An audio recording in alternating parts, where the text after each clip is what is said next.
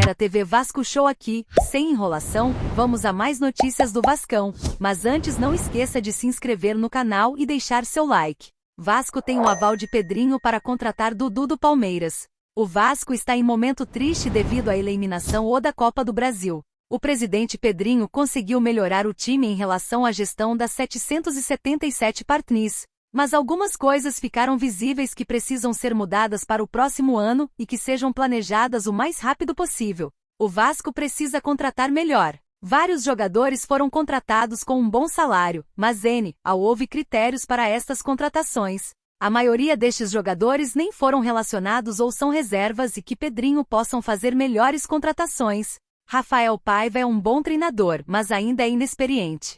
Paiva oscilou entre bons e ruins momentos, mas tem carisma e talento para o futuro. No momento, o Vasco precisa de um treinador experiente para conduzir o Vasco a títulos. A torcida precisa de soltar o grito de campeão, contratar novos zagueiros. A zaga foi o maior ponto fraco durante toda a temporada e por isto precisa de fazer contratação de zagueiro de alto nível, recuperar Coutinho fisicamente e emocionalmente. Coutinho ainda não disse o que veio fazer no Vasco, com um futebol ineficaz e totalmente fora de forma. Ele tem grande talento e precisa recuperar a forma física e a autoestima para voltar a brilhar. Vasco quer contratar atacante de impacto para jogar com Vegetti. Dudu está insatisfeito no Palmeiras e o treinador Abel Ferreira já deu sinal verde para negociá-lo. Chegou o momento do Vasco fazer uma proposta oficial e trazê-lo para a Colina. Dudu é um grande jogador e tem tudo para recuperar seu grande futebol no Vasco.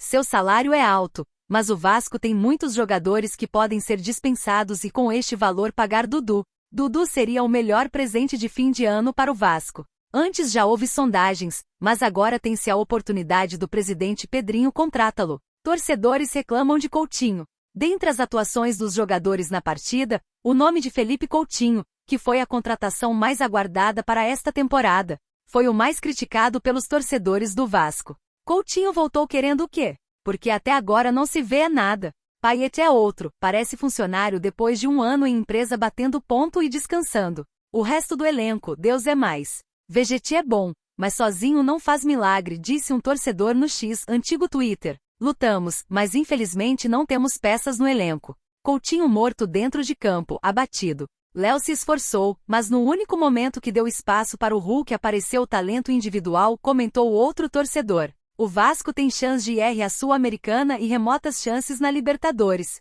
Chances de vaga na Libertadores e Sul-Americana. Além de escapar de vez do rebaixamento, o Vasco ainda pode garantir uma vaga na Copa Sul-Americana de 2025. De acordo com a UFMG, o Cruz Maltino tem 65,4% de chances de terminar o brasileiro na zona de classificação para a competição continental. Ainda conforme os especialistas, o clube que atingir a marca de 50 pontos tem 99% de chances de garantir a vaga na Copa Sul-Americana. Ou seja, o Vasco precisaria conquistar 13 dos 27 pontos que ainda disputa no Brasileiro. Os mais otimistas também podem sonhar com uma vaga na Copa Libertadores. Atualmente, o Vasco está 12 pontos atrás do Inter, sexto colocado. No entanto, o G6 ainda pode virar G8 ou até G9, a depender dos campeões da Copa Libertadores, Copa do Brasil e Copa Sul-Americana, e suas respectivas posições no Brasileirão. Caso, por exemplo, o Botafogo conquiste da Libertadores e o Flamengo fique com o título da Copa do Brasil,